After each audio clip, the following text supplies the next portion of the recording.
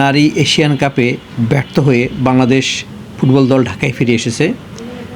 ঢাকায় ফিরে অধিকাংশ খেলোয়াড়ই বাড়ি ফিরে গেছেন, তবে সবাই যাননি। 11 জন ফুটবলার বাফুফের ক্যাম্পে রয়ে গেছেন। তারা অনূর্ধ্ব 20 জাতীয় দলের সদস্য। তারা সিনিয়র দলের পাশাপাশি অনূর্ধ্ব 20 জাতীয় দলেরও খেলোয়াড়। তাদের বয়স আছে অনূর্ধ্ব 20-এর মধ্যে। তাই তারা 1 থেকে 18 এপ্রিল থাইল্যান্ডে যে এএফসি অনূর্ধ্ব 20 নারী ফুটবল অনুষ্ঠিত হবে, যে চূড়ান্ত পর্ব অনুষ্ঠিত হবে, সেখানে বাংলাদেশ দলের হয়ে খেলবেন। বাফুফে এখন লক্ষ্য স্থির করেছে এই অনূর্ধ্ব 20 নারী এশিয়ান কাপের কোয়ার্টার ফাইনালে ওঠার।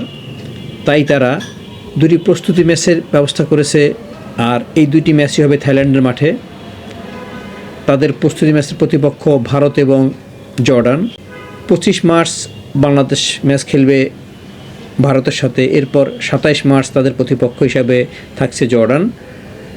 ভারত এবং জর্ডান 2 দলকে অতীতে বাংলাদেশ হারিয়েছে, তবে সর্বশেষ যে ম্যাচ হয়েছে সেখানে কিন্তু ভারতের কাছে বাংলাদেশ হেরেছে, আর জর্ডানের সাথে বাংলাদেশ ড্র করেছে। এবার বাফুফে শেষ আশা হিসাবে এই নারী ফুটবলারদের কাছেই বেশি কিছু প্রত্যাশা করছে।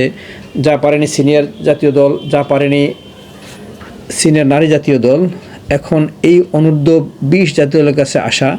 এরা যদি থাইল্যান্ডের মাঠে ভিয়েতনাম, চীন এবং থাইল্যান্ড এদের সাথে ভালো করতে পারে, অন্তত 2টি ম্যাচ জিততে পারে, 2টি না হলেও অন্তত 1টি ম্যাচ যদি জিততে পারে, তাহলে তাদের সুযোগ থাকবে কোয়ার্টার ফাইনালে ওঠার। কারণ 12 দলের 3 গ্রুপ, এখানে চ্যাম্পিয়ন রানার্স আপ মিলে 6 দল কোয়ার্টার ফাইনালে উঠবে। এরপর 3 গ্রুপের যে 3টি দল তৃতীয় হবে, এই 3 দলের মধ্যে সেরা 2টি দল, অর্থাৎ তৃতীয় হওয়া 3 দলের মধ্যে যে 2টি দল সেরা হবে তারা উঠবে কোয়ার্টার ফাইনালে। সুতরাং বাংলাদেশের সুবর্ণ সুযোগ। বাংলাদেশ যদি প্রায় সমশক্তির থাইল্যান্ড এবং ভিয়েতনামকে হারাতে পারে, তাহলে বাংলাদেশ রানার্স আপ হিসেবেই কোয়ার্টার ফাইনালে উঠবে। আর যদি একটি ম্যাচ জিততে পারে তাহলেও সুযোগ থাকছে। সেই ক্ষেত্রে অন্য যে গ্রুপের যারা তৃতীয় হবে তাদের চেয়ে গোলে এগিয়ে থাকতে হবে।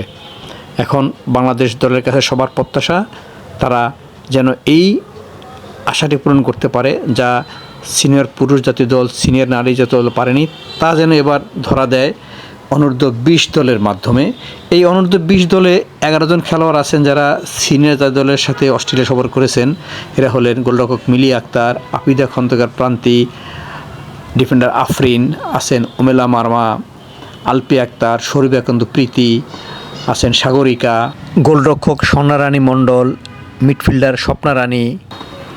এরা যদি তাদের নামের প্রতি সুবিচার করতে পারেন, তারা যদি থাইল্যান্ডের মাঠে ভিয়েতনাম এবং থাইল্যান্ডকে হারাতে পারেন, তাহলেই ইতিহাস গড়ে প্রথমবারের মতো নারী এশিয়ান কাপের চূড়ান্ত পর্বের কোয়ার্টার ফাইনাল উঠবে।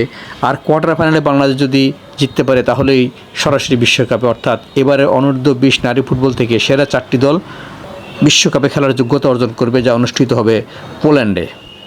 এখন আমরা সবাই আশা করব বাংলাদেশ দল যেন এই কাঙ্ক্ষিত লক্ষ্যটি পূরণ করতে পারেন এবার থাইল্যান্ডের মাঠ থেকে। সাগরিকা, আলপি আক্তার, স্বর্ণারানী মণ্ডল এদের কিন্তু অস্ট্রেলিয়ার মাঠে খেলার কোনো সুযোগ হয়নি। খেলেছেন ওমেলা মার্মা, খেলেছেন মিলি আক্তার, শরীফাকান্ত প্রীতি, আর অধিনায়ক আপিদা খন্দকার প্রান্তি তো আসেনি।